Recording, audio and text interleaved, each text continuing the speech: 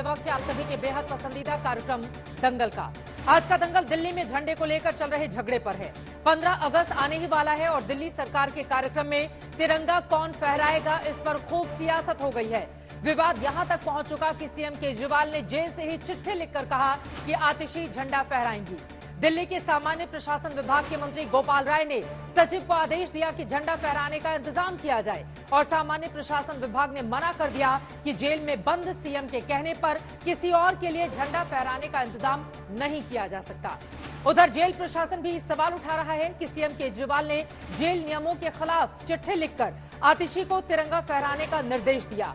आम आदमी पार्टी का कहना है कि छत्रसाल स्टेडियम के कार्यक्रम में तिरंगा फहराने का अधिकार चुनी हुई सरकार के प्रतिनिधि को ही मिलना चाहिए। उधर दिल्ली के उपराज्यपाल से जब पूछा गया कि दिल्ली में झंडा कौन फहराएगा तो उन्होंने कोई जवाब नहीं दिया। वैसे ये बताना भी जरूरी है कि 1974 से पहले राज्यों में भी 15 अगस्त को गवर्नर ही तिरंगा फहराते रहे हैं। तमिलनाडु की सीएम करुणानिधि की पहल के बाद 1974 से राज्यों में मुख्यमंत्री 15 अगस्त के सरकारी कार्यक्रम में झंडा फहराने लगे। लेकिन मौजूदा विवाद को देखते हुए सवाल यही है कि क्या झंडा फहराने के मसले को बेवजह राजनीतिक मुद्दा बनाया गया है। इन तमाम सवालों पर आज के दंगल में बड़ी चर्चा हम करने वाले हैं। बड़ी खबर भी निकलकर सामने आ रही है। आपको बता दें, दिल्ली में कैलाश गहलोत झंडा फहराएंगे। इस वक्त ये बड़ी खबर है। बड़ी खबर यह है, एलजी ने कैलाश गहलोत के नाम को मंजूरी दे दी है। लेकिन इसके ठीक पहले किस तरह से सियासत गर्माती रही है, इस खबर से जुड़ी हुई तमाम और जानकारी भी आपको आगे देने वाले हैं। लेकिन दिन भर झंडा फहराने के मसले पर राजधानी दिल्ली की सियासत कैसे गरमाई रही और इसका आगामी दिनों में किस तरह का असर पड़ने वाला है, उसको बताते हुए ये रिपोर्ट देखिए। उसके बाद करेंगे चर्चा की शुरुआत।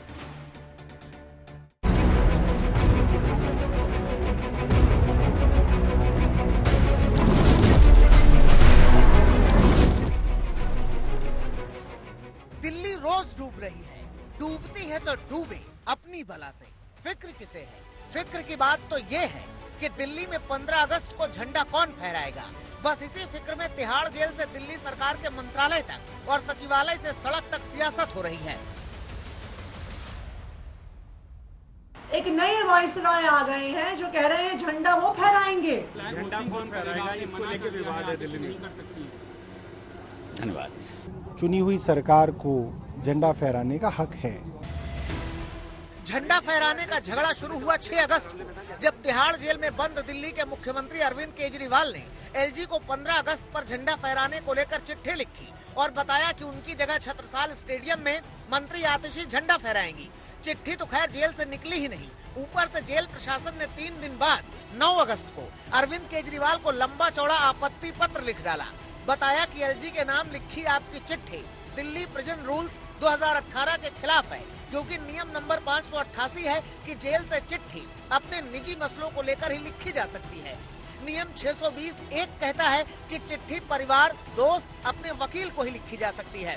नियम 620(7) कहता है कि जेल अधीक्षक सहमत हो तभी चिट्ठी आगे भेजी जा सकती है और ये चिट्ठी उन नियमों के खिलाफ है, इसलिए आगे नहीं भेजी जा सकती। तिहाड़ जेल प्रशासन ने चेतावनी भी दी कि बिना मंजूरी चिट्ठी का मजमून लीक करने पर बतौर मुख्यमंत्री मिल रही विशेष सुविधा खत्म भी की जा सकती है। जेल में बंद एक बहुत महाठग है, सुकेश नाम है उनका शायद। उनकी चिट्ठी जब लिखी जाती है, वो कोई चिट्ठी लिखते हैं, सुकेश चिट्ठी लिखता है, तो वो तिहाड़ प्रशासन भी बाकायदा एलजी साहब को सबमिट करता है और एलजी साहब भी बाकायदा उस पर एक्शन लेते हुए कार्रवाई करते हैं जो भी है। और जब दिल्ली के चीफ मिनिस्टर चुने हुए चिट्ठी लिखते हैं तो तिहाड़ प्रशासन भी और एलजी साहब तिहाड़ प्रशासन को कहते हैं खबरदार जो अगर इनकी चिट्ठी भेजी। और जब सुकेश चिट्ठी लिखते हैं तो मुझे लगता है पूरा का पूरा एलजी ऑफिस इंतजार करता होगा, अरे भाई एक एक सेकंड भारी पड़ रहा है, सुकेश जी की चिट्ठी कहाँ है, हमारे सुकेश जी की चिट्ठी कहाँ है। तो सुकेश जी की चिट्ठी पर जिन एलजी साहब को इतना मोहब्बत, इतना प्रेम उबरता है और उसकी एक एक शब्द को वो ब्रह्म वाक्य मानते हुए, सत्य मानते हुए, उस पर जिसे कहते हैं ना, सुकेश जी की चिट्ठी को देख के उनकी बाछें खिल जाती हैं, उनका रोम रोम पुलकित हो उठता है एलजी साहब का। उधर जेल प्रशासन ने केजरीवाल को चेतावनी दी। उसके 3 दिन बाद 12 अगस्त को दिल्ली के मंत्री गोपाल राय तिहाड़ में सीएम केजरीवाल से मिल आए। अपने मंत्रालय के सामान्य प्रशासन विभाग को आदेश दिया कि मैंने सीएम से मुलाकात की थी, वो चाहते हैं कि 15 अगस्त को छत्रसाल स्टेडियम में उनकी जगह मंत्री आतिशी झंडा फहराएं। इस हिसाब से इंतजाम किए जाएं। और इस आदेश पर फिर आपत्ति आ गई और गोपाल राय के मंत्रालय के सामान्य प्रशासन विभाग ने कह दिया सबसे महत्वपूर्ण बात यह है कि भ्रष्टाचार के केस में जेल में बंद मुख्यमंत्री अरविंद केजरीवाल मंत्री आतिशी को अपनी जगह झंडा फहराने के लिए अधिकृत नहीं कर सकते। सीएम का निर्देश कानूनन अमान्य है और उस पर कार्रवाई नहीं हो सकती। एक चुनी हुई सरकार के झंडा फहराने के अधिकार को छीना जा रहा है। एक नए वायसरॉय आ गए हैं जो कह रहे हैं झंडा वो फहराएंगे। मैं एलजी साहब से कहना चाहती हूँ कि 15 अगस्त को हमें यूनियन जैक नहीं फहराना है और अगर चुनी हुई सरकार को झंडा नहीं फहराने दिए जाता तो इससे बड़ा तानाशाही का कोई प्रमाण नहीं हो सकता। चुनी हुई सरकार के मुख्यमंत्री या मंत्री को ही झंडा फहराना चाहिए। मुझे नहीं लगता कि इसमें कहीं कोई दिक्कत है, लेकिन मौजूदा एलजी साहब से और एलजी साहब के जो मुखिया हैं इन सब से लोकतंत्र की, संविधान की, इस सब की अपेक्षा करना मुझे लगता है बेमानी हो चुका है। इनसे केवल और केवल तानाशाही की अपेक्षा की जा सकती है और वो कर रहे हैं। दरअसल दिल्ली में परंपरागत तौर पर 15 अगस्त को दिल्ली के मुख्यमंत्री छत्रसाल स्टेडियम में झंडा फहराते हैं और तब सीएम का भाषण भी होता है। लेकिन इस बार दिल्ली के सीएम केजरीवाल शराब घोटाला केस में जेल में बंद है। ऐसे में विवाद शुरू हो गया कि आजादी के उत्सव में झंडा फहराने के लिए अगर सीएम नहीं तो कौन। कुमार कुणाल के साथ पंकज जैन, दिल्ली आज तक।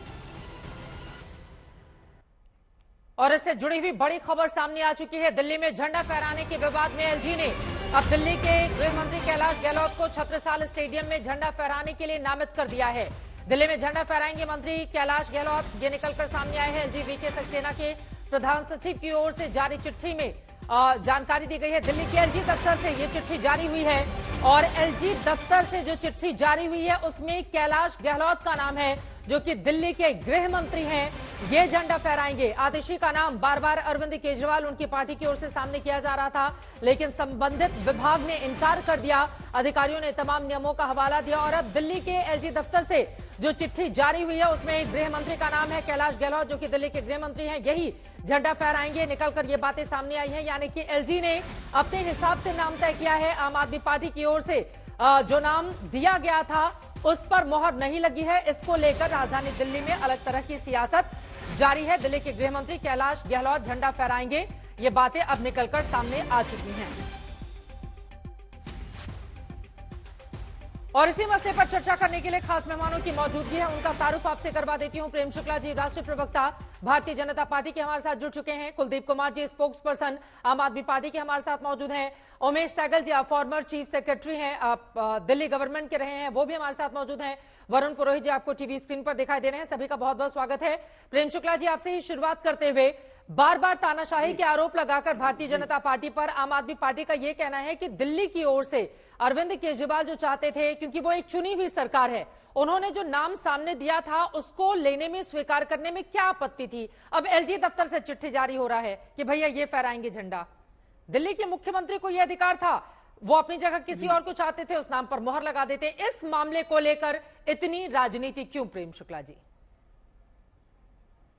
देखिए, राजनीति नहीं है, संवैधानिक नियमों का अनुपालन करवाना जो है संवैधानिक पद पर बैठे व्यक्ति का दायित्व होता है।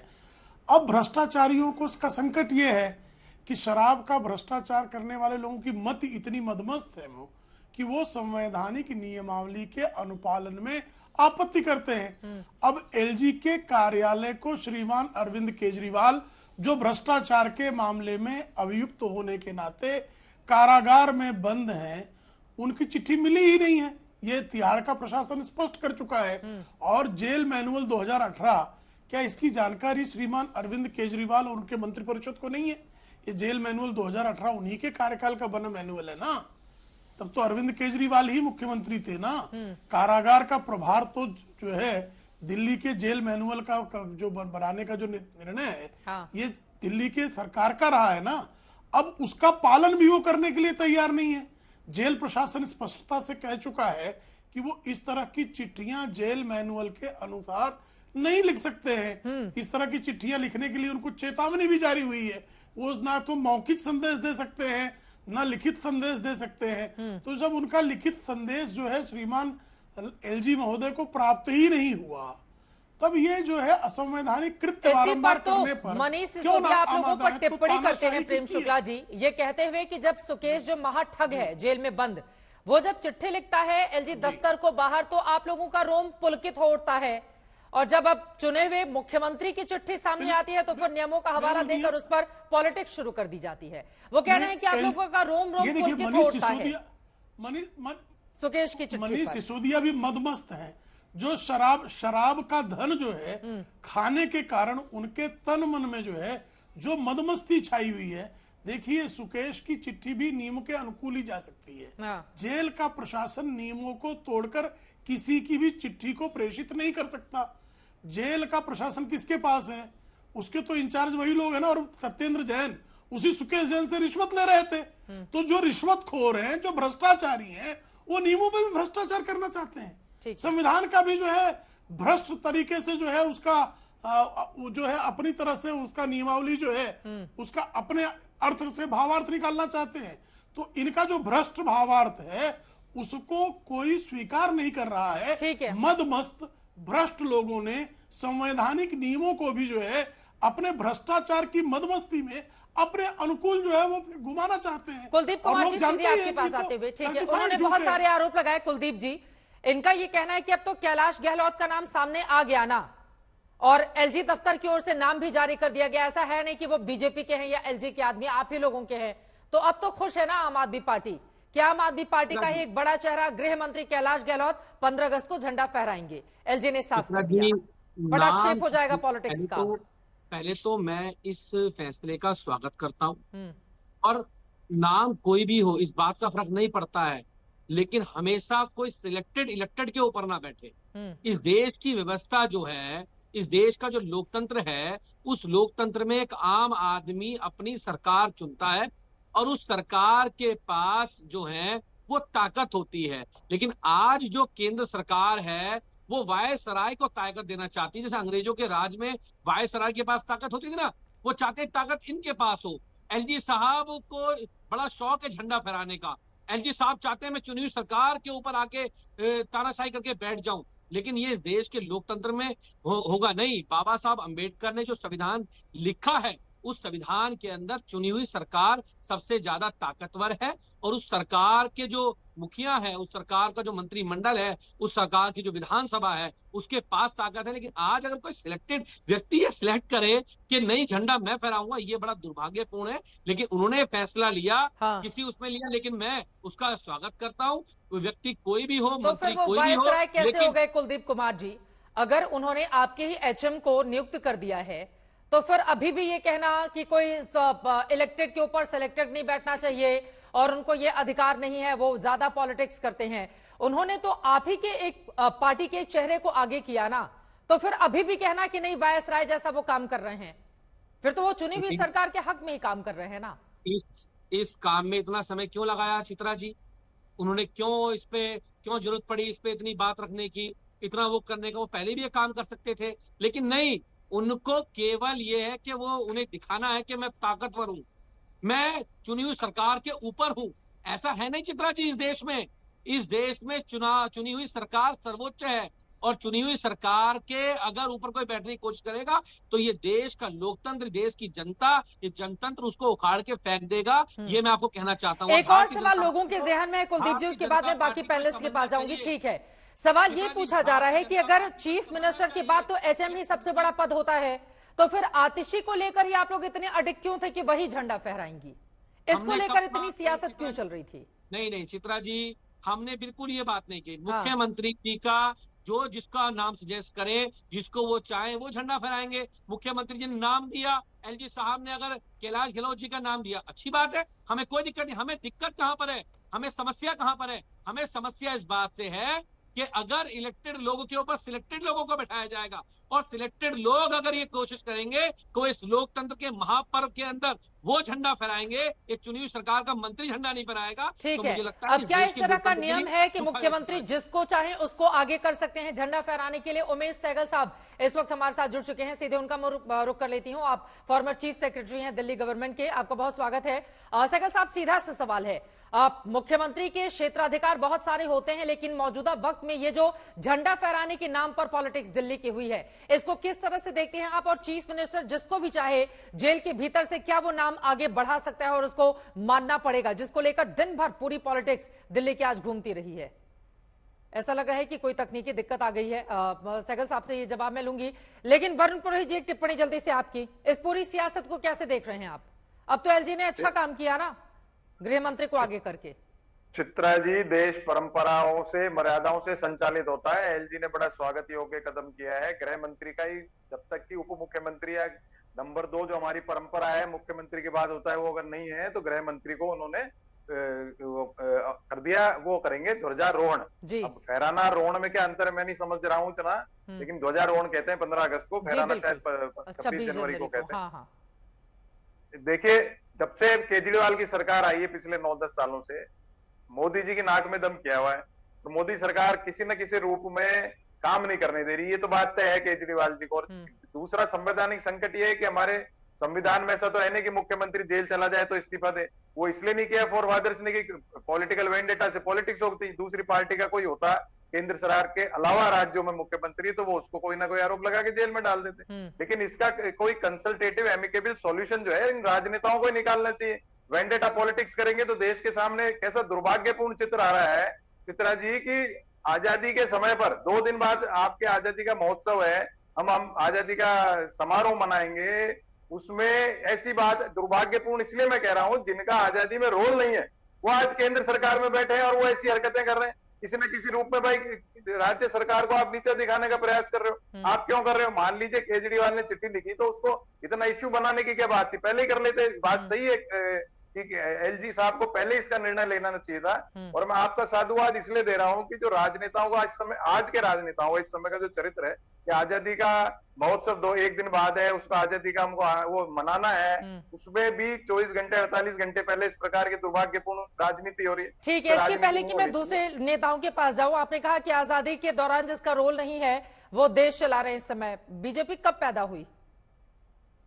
देखिए चित्रा जी, मैंने हमेशा कहा अटल जी कब आई अस्तित्व में? अटल जी अडवाणी जी, बीजेपी तो 80 में आई है। 80 में पहले जनसंघ थी।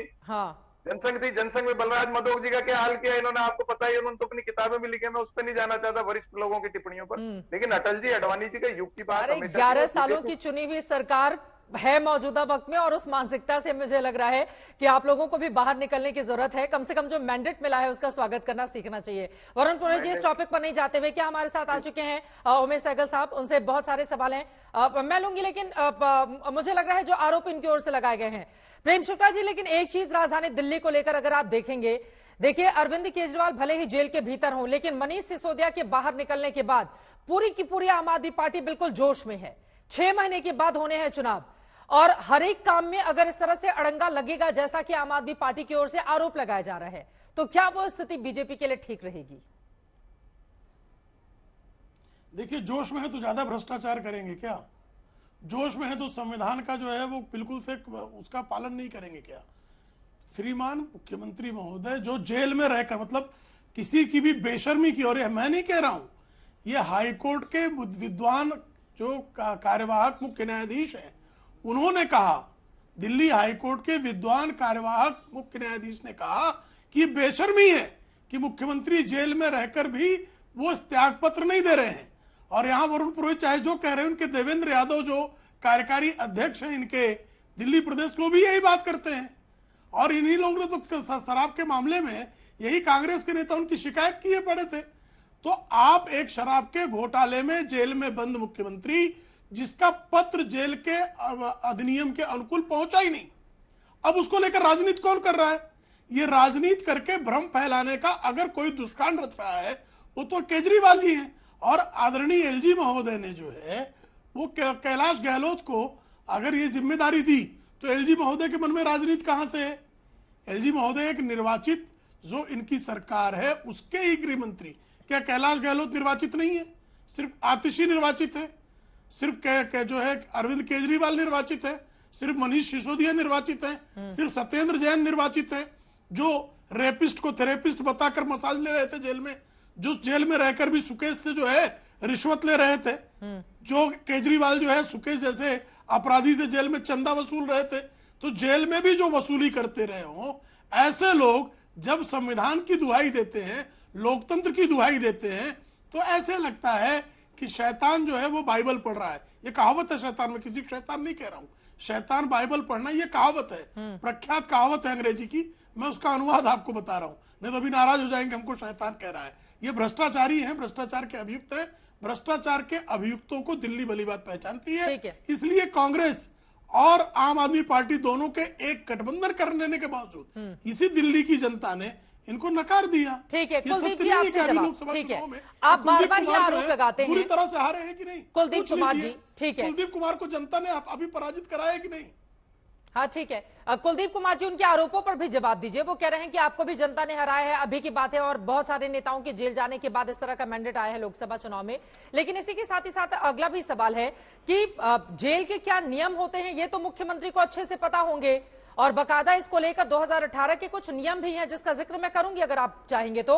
वो सारी चीजें जानने के बावजूद अगर मुख्यमंत्री अरविंद केजरीवाल जेल से चिट्ठी लेके एलजी को कि भैया ये करना है, मैं ही, ऐसा तो नहीं होगा ना कुलदीप कुमार जी? वो कथित आरोप हो सकते हैं लेकिन आरोप तो गंभीर है ना। जब तक राहत नहीं मिल जाए, जब तक क्लीन चिट नहीं मिल जाए, तब तक क्या ये स्थिति ठीक है आम आदमी पार्टी की?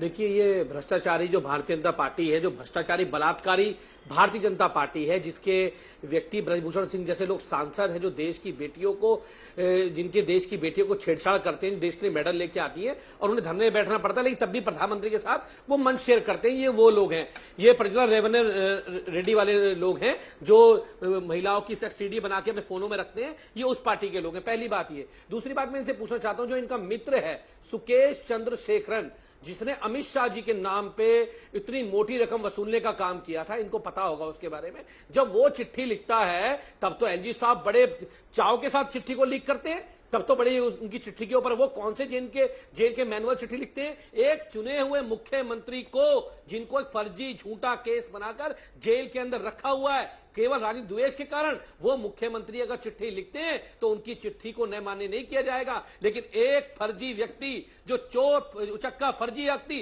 वो जैकलिन की चिट्ठी लिखता है, उसको एलजी साहब मान्य करते हैं, उसमें सीबीआई का आदेश देते हैं। जैकलिन की चिट्ठी तो वो लिख सकता है ना सर। ये देखिए मैं पढ़ देती हूँ, मुझे लग रहा है कि थोड़ा सा कंफ्यूजन है। देखिए जो रूल बनाए गए हैं दिल्ली जेल नियम, बाकी लोगों को भी जानना चाहिए। दिल्ली जेल नियम 2018 के अनुसार हर कैदी को अपने परिवार के सदस्यों, रिश्तेदारों, दोस्तों, कानूनी सलाहकारों के साथ ही बातचीत करने की अनुमति होती है और कंटेंट निजी मामलों तक ही सीमित होता है। कुलदीप कुमार जी, ये तो नियम में है ना। अब वो जैकलिन को चिट्ठी लिख रहा है तो इसमें क्या दिक्कत है कुलदीप जी? हाँ वो ठग है, कोई ये तो कहने से मना। और आप दिल्ली के मुख्यमंत्री की तुलना क्यों एक ठग से कर रहे हैं? अरे वो तो एलजी साहब को भी लिखते हैं, चित्रा जी, वो तो एलजी साहब को भी लिखते हैं। आपने जैकलिन का नाम लिया ना, इस वजह से मैंने आपको यहाँ पे रिपोर्ट कर देते हैं, आपको नहीं पता है? हाँ नहीं, आपने एलजी साहब का नाम नहीं सुना, आपने एलजी साहब का नाम नहीं सुना, वो भी सुन लेते ना आप, कि वो सीबीआई की इंक्वायरी के उसकी आदेश देते उसकी चिट्ठी के ऊपर ही। तो चित्रा जी, विषय ये नहीं है, विषय ये है कि कैसे दिल्ली की चुनी हुई सरकार की शक्तियां छीनने का प्रयास किया जा रहा है, और देश की आजादी के महापर्व के समय पर जो अधिकार सरकार के पास है, जो चुनी हुई सरकार के पास है, उस अधिकार को इलेक्टेड लोगों से छीन के सिलेक्टेड लोगों के माध्यम को देने का काम, जो करने का काम किया जा रहा है। ये बड़ा सवाल है। मुझे उमेश सहगल साहब, मैं फौरन आपके पास आ रही हूँ, प्रेम शुक्ला जी से इसका मैं जवाब ले लेती हूँ। वो बार बार, और वो जिस ठग का जिक्र कर रहे हैं सुकेश का, वो कह रहे हैं कि बहुत सारे दूसरे मामलों में भी तो उनकी चिट्ठी को लेकर किस तरह की वाहवाही होती है। प्रेम शुक्ला जी, देखिए उन्होंने बहुत आपत्तिजनक भाषा का प्रयोग किया और आपने उनको टोका नहीं। उन्होंने भारतीय जनता पार्टी को बलात्कारी कहा, तो सोमनाथ भारती के कारण जो है ये बलात्कारी है। ये जो राशन, आप बीच में मत बोलिए, बदतमीजी मत कीजिए, बदतमीजी मत कीजिए मित्र, बदतमीजी मत कीजिए। मैं जानता हूँ आप जनजात बदतमीज है, लेकिन बदतमीजी मत कीजिए। मैं आपके बीच में गुजारिश है। ठीक है प्रेम शुक्ला जी, अपने बारे में सब लोग बोलेंगे। कुलदीप जी, आपने आरोप लगाए हैं, उसका जवाब इस बलात्कारी को सुन रहा था, जुड़े हुए हैं, उनसे कई सवालों का जवाब हमारी पार्टी को बलात्कारी करे। मैं इनको बलात्कारी कहूँ अच्छा लगेगा? इनको बलात्कारी कहूँ, मैं चोर कहूँ, लुक्खा कहूँ, गुंडा कहूँ, डाकू कहूँ, क्या कहूँ मैं? तू तड़ाक मत कर रहे, तू तड़ाक की भाषा का प्रयोग मत कर। अरे अच्छे से बात करनी आती है तो कराते थे, तू तरह की भाषा का प्रयोग मत कर ना, वो कपिल मिश्रा तुम्हारी पार्टी में कैसी बातें करता है, वो कपिल मिश्रा तुम्हारी पार्टी में, पता होगा। उमेश सहगल कहां से ये तरीका ठीक नहीं हो सकता है, चिरकुट को कहां ये से तरीका पकड़ के लेके आए यहाँ पे? ये तरीका बिल्कुल दोनों लोगों को आप हटाइए, ये तरीका नहीं हो सकता है। इतने सीनियर आप लोग हैं अपनी अपनी पार्टियों में, पूरी दुनिया में न जाने कितने देशों में आज तक इस वक्त देखा जा रहा है, और आप लोग किस तरह की भाषा का इस्तेमाल करते हैं, देश और दुनिया के क्या लोग सोचते होंगे। उमेश सहगल साहब, मैं आपके पास आते हुए प्रेम शुक्ला जी, उसके बाद आप बोलिएगा। उमेश सहगल साहब, मेरा सीधा सा सवाल है, अभी गृह मंत्रालय के आदेश के हिसाब से जो जानकारी निकलकर सामने आई है, अब उपराज्यपाल ने नियुक्त कर दिया है दिल्ली के गृह मंत्री को कि वही झंडा फहराएंगे, लेकिन इसको लेकर नामित किया है। जिस तरह की राजनीति इस देश के भीतर चल रही है, सुबह से राजधानी दिल्ली में आम आदमी पार्टी बीजेपी के ऊपर की तरफ से जो आरोप प्रत्यारोप का दौर चल रहा है, नियम क्या है इसको लेकर, जिसके बारे में आज जानकारी देंगे।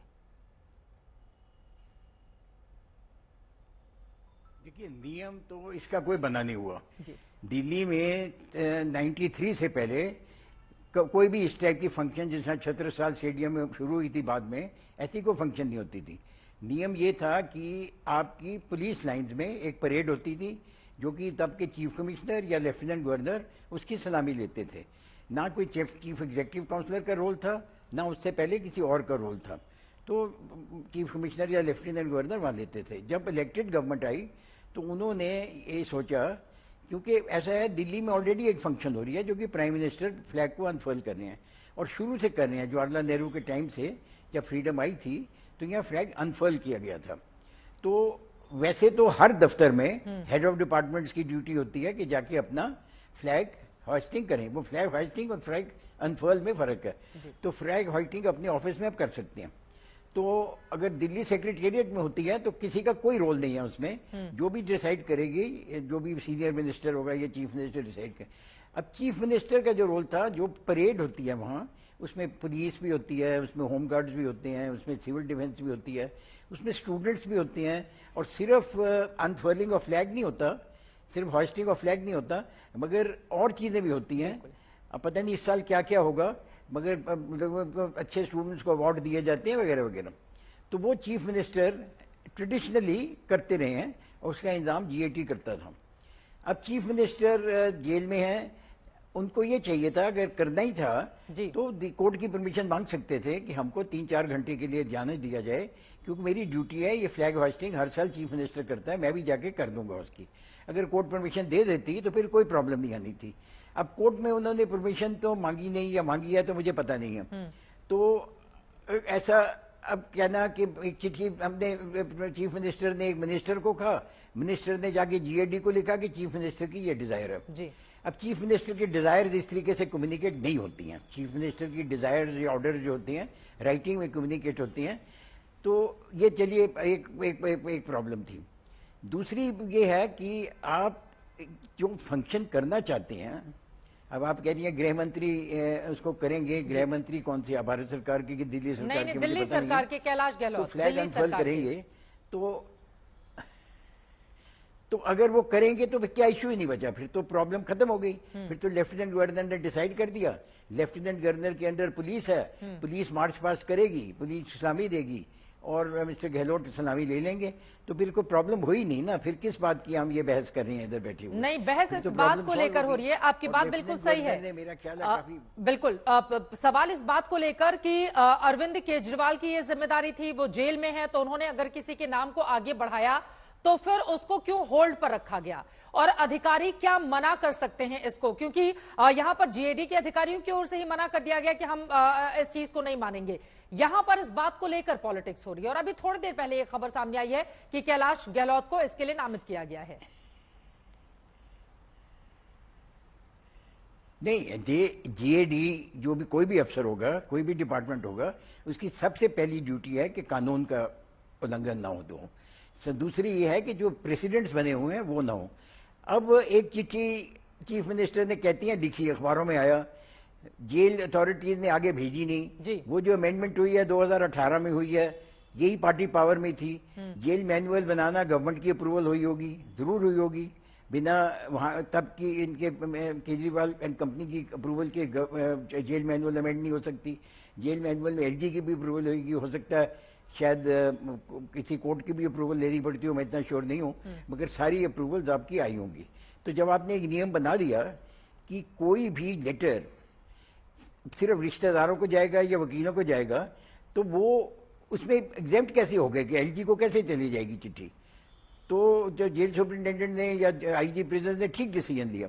उसके बाद अब जीएडी को बोला गया, अब जीएडी के पास ऑर्डर्स आ गए हैं लेफ्टिनेंट गवर्नर के, तो अब वो इंतजाम करेंगे सारा। उसमें अब एक मिनिस्टर लिख के दूसरे मिनिस्टर को नॉमिनेट कर रहा है, ये कह के कि चीफ मिनिस्टर के ऑर्डर्स हैं।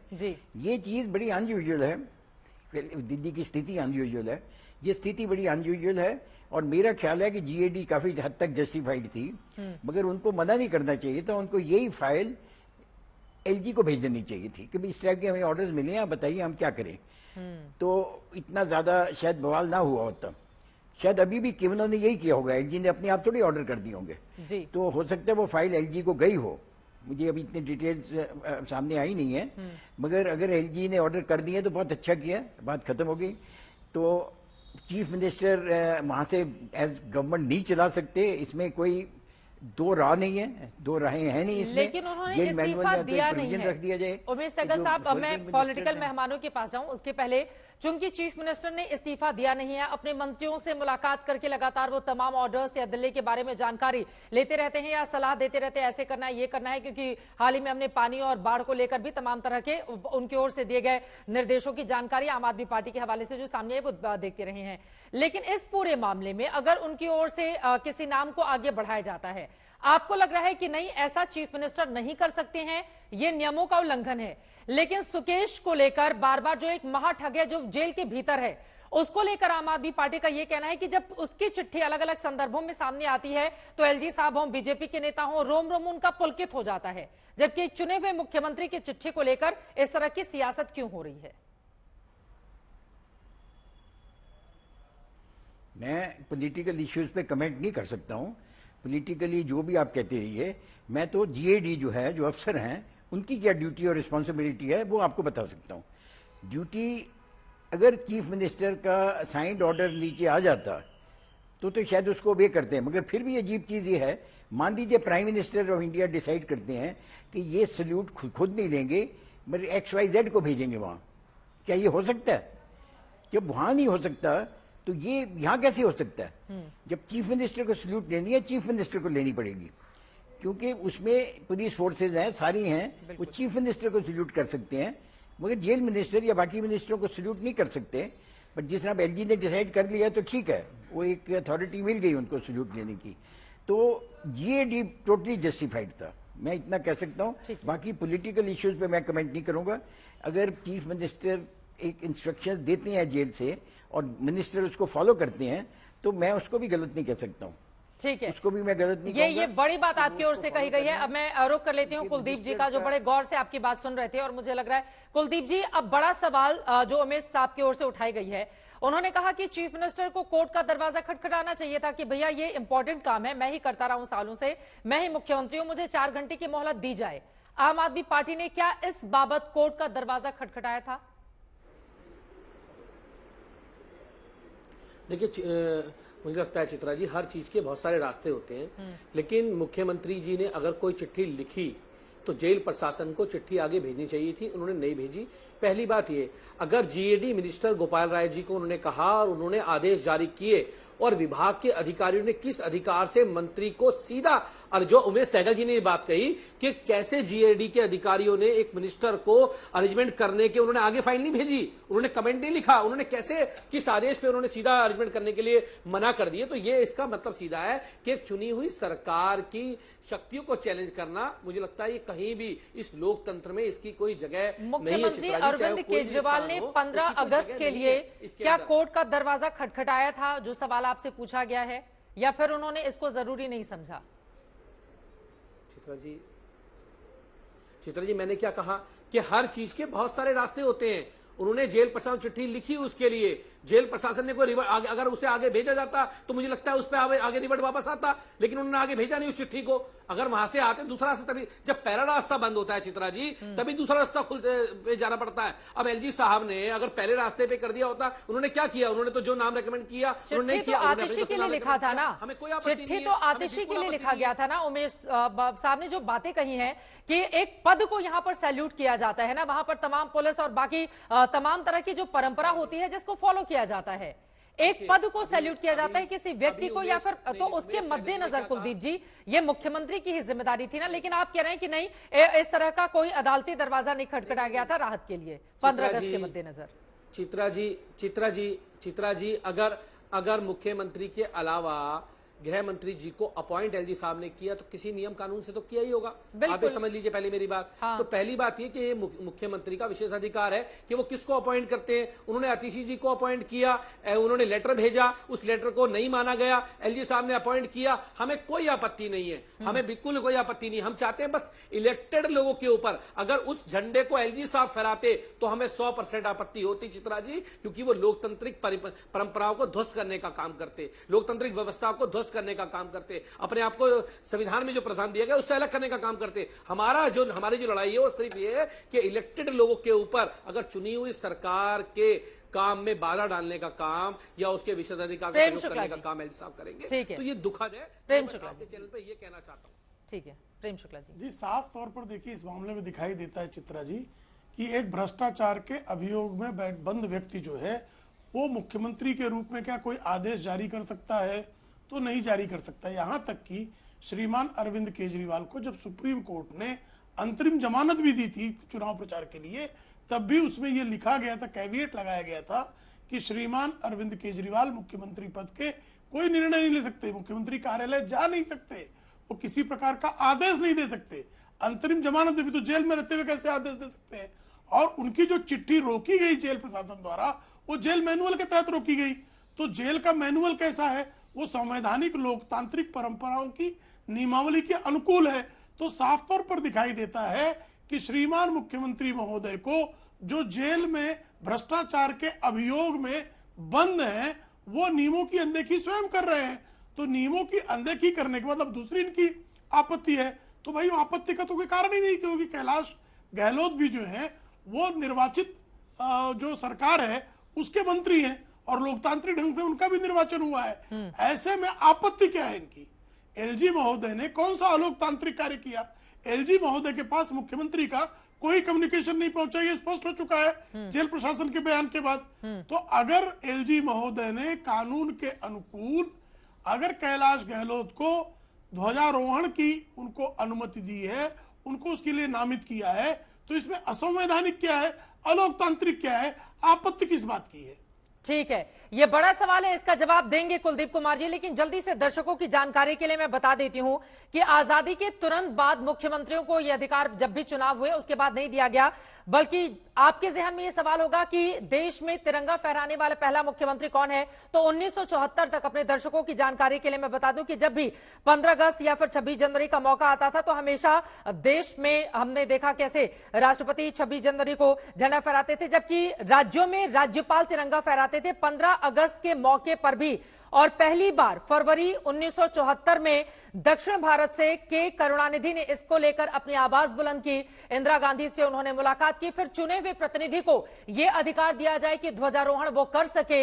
इसको लेकर तमाम बैठकें हुई, जिसके बाद यह तय किया गया कि नहीं, अब चुने हुए मुख्यमंत्री को ही यह अधिकार होगा। तो इस तरह की व्यवस्था आजादी के तुरंत बाद नहीं थी, बल्कि दक्षिण भारत से जब आवाज उठनी शुरू हुई तब के करुणानिधि की वजह से ही मुख्यमंत्रियों को, तमाम अलग अलग राज्यों के मुख्यमंत्रियों को यह अधिकार दिया गया। लेकिन कुलदीप जी, उन्होंने जो सवाल खड़े किए हैं, हमेशा एक परसेप्शन कायम कर देना कि उपराज्यपाल काम नहीं करने देते, उपराज्यपाल हमें तंग करते हैं, चुनी हुई सरकार के ऊपर उनको बिठा दिया गया है, वो हमको पर जो नियम कानून है कुलदीप जी उसके तहत दिल्ली चलेगी ना। अब दिल्ली में जब पूर्ण राज्य की व्यवस्था नहीं है, एलजी के पास भी तमाम अधिकार है, तो छोटी सी भी बात को लेकर एकदम बिल्कुल इस तरह से माहौल बना देना कि एलजी कोई काम ही नहीं करने देना चाहते और दिल्ली की सरकार पर हमेशा अपनी बातों को थोपा करते हैं, ये बात भी तो सच नहीं है ना। जिस तरह की आप लोगों ने जानकारी दी और शाम होते होते जो खबर सामने आई कि भैया आप ही के गृह मंत्री, दिल्ली के गृह मंत्री अब ध्वजारोहण करेंगे। तो हर बात को लेकर राजनीति करनी है। चित्रा जी, कुलदीप जी देखिए, पहली बात चित्रा जी, ये बात आपके लिए छोटी हो सकती है, लेकिन ये बात बहुत बड़ी है। इस देश की आजादी का महापर्व, इस देश के अंदर वीर शहीदों ने अपनी शहादतें दी, इस देश को अंग्रेजों से आजाद कराने के लिए, वायसराय की व्यवस्था से आजाद कराने के लिए। अगर उस आजादी के पर्व पर एक चुनी हुई सरकार से अगर ये अधिकार छीना जाएगा चित्रा जी कि वो ध्वजारोहण नहीं कर सकती, तो मुझे लगता है ये बहुत बड़ी बात है और ये दिल्ली का नहीं, देश के लोगों का अपमान है। कौन करने जा रहा था? चुनी हुई सरकार का प्रतिनिधि नहीं, कौन करने जा रहा था ध्वजारोहण?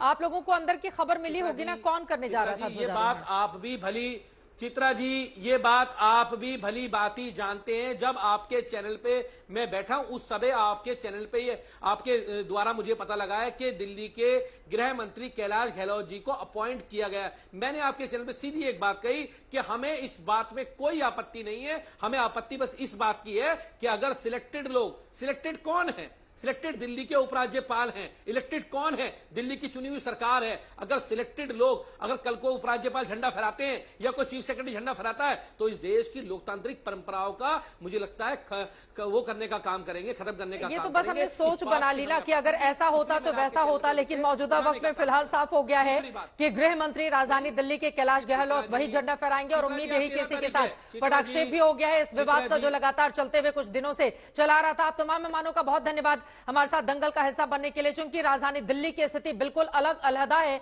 और इन सब के बीच पहली बार इस देश में ऐसा हुआ है जब कोई चीफ मिनिस्टर रहते हुए जेल के भीतर हो और जेल से ही सरकार चलाने का दावा भी करता हो। इसी वजह से बहुत सारे सवाल जो आम जनता के मन में है, नियम कायदे के हिसाब से उन सवालों के जवाब भी आगे आने वाले वक्त में मिलते रहेंगे। लेकिन फिलहाल राजधानी दिल्ली में झंडा कौन फहराएगा, इसका जवाब सामने आ चुका है। उपराज्यपाल ने दिल्ली के गृह मंत्री कैलाश गहलोत को कर दिया है इसके लिए नामित। लगातार इससे जुड़ी हुई हर एक जानकारी आज तक आप तक पहुंचाता रहेगा, 15 अगस्त की हर तस्वीर भी दिखाता रहेगा। इसी के साथ दंगल में अभी के लिए बस इतना ही।